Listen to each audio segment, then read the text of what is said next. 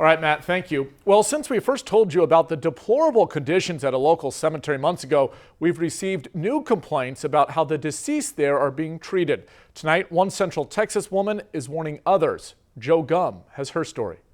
When Teresa Mays showed up at the Doris Miller Cemetery Wednesday to transfer her mother's remains to a different cemetery, she couldn't believe her eyes. My mom was sitting on the corner as like a bag of groceries to come pick up at Walmart or something. Mays buried her mother here 6 years ago, and ever since then, she says it's been one headache after another. In fact, she spelled out her concerns in this letter in 2016 to the owner, Janice Matthews. Majority of it is when families go out there, they have to go out there and clean their own family headstones because the grass is so high and unkept. Families can't find their loved ones out there because of misplaced headstones. Teresa said she finally had enough of the disrespect and lack of empathy and paid the $2,000 the cemetery charged her to remove her mother. Unfortunately, though, it will cost her much more than that. I have my two sisters, my aunt, uncle, and my grandmother left out there.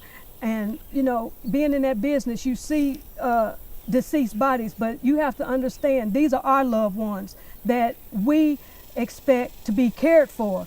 25 News stopped by the front office to speak with the owner, Janice Matthews, but she told us she had no comment.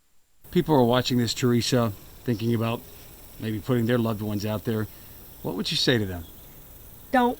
Just like my mom bought 6 plots way back in the years, if you have a choice, please do not. You can resell those plots and put your loved ones someplace else. Mays' mother is now buried at Oakwood Cemetery in Waco, resting in peace. Joe Gum, 25 News, Belmead. Now, Teresa said the Doris Miller Cemetery agreed to exhume the body in the afternoon, but when she had arrived at 10 a.m., as you saw there, it was already done, and there was no explanation from the owner.